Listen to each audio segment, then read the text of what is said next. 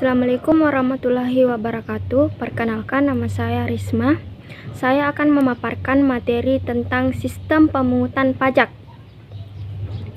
Topik ini saya angkat karena pajak merupakan sumber utama pendapatan negara yang memiliki peran penting dalam pembiayaan pembangunan.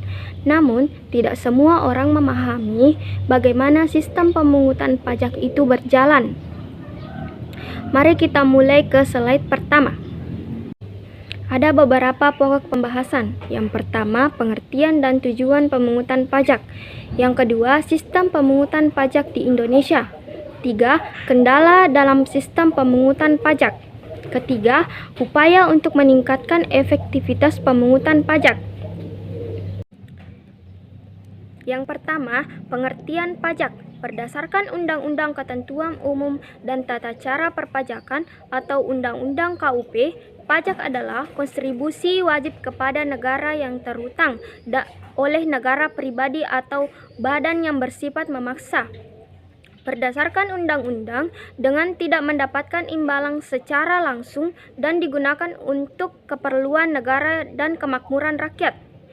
Jadi, pajak adalah iuran wajib yang dapat dipungut oleh pemerintah berdasarkan undang-undang tanpa imbalan langsung yang dipungut untuk membiayai pengeluaran negara. Selanjutnya, tujuan pajak. Adapun tujuan pajak antara lain, yang pertama sebagai sumber pendapatan negara, yang kedua untuk pemerataan ekonomi melalui subsidi dan bantuan sosial, 3. Menjaga stabilitas ekonomi dan mengendalikan inflasi. Sistem pemungutan pajak. Yang pertama, Official Assessment System. Yang kedua, Self Assessment System. Yang ketiga, Withholding System.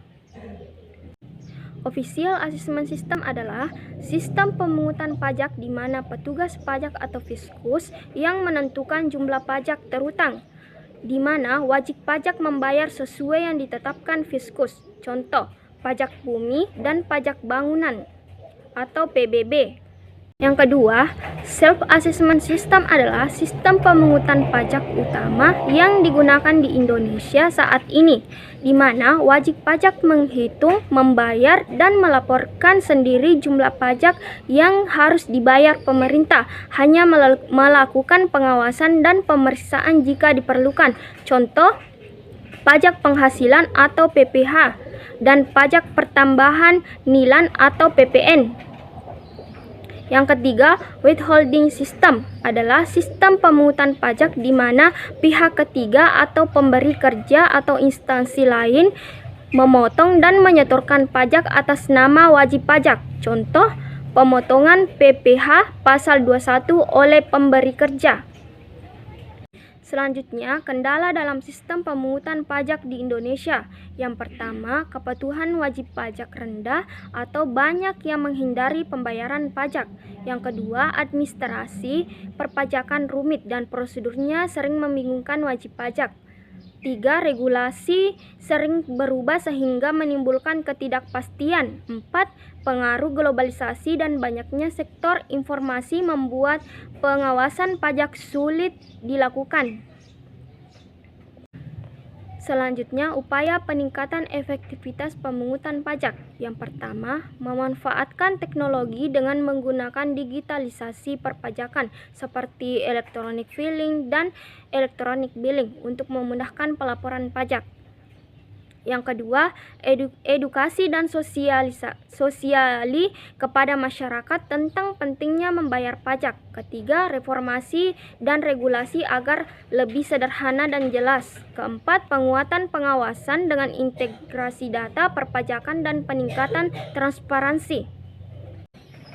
Dan yang terakhir, kesimpulan, sistem pemungutan pajak di Indonesia masih menghadapi berbagai tantangan. Namun dengan reformasi dan inovasi digital, kepatuhan pajak dapat meningkat.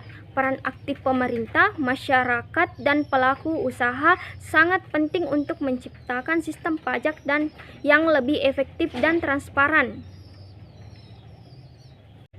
Itulah materi yang saya bacakan tentang sistem pemungutan pajak di Indonesia. Terima kasih. Wassalamualaikum warahmatullahi wabarakatuh.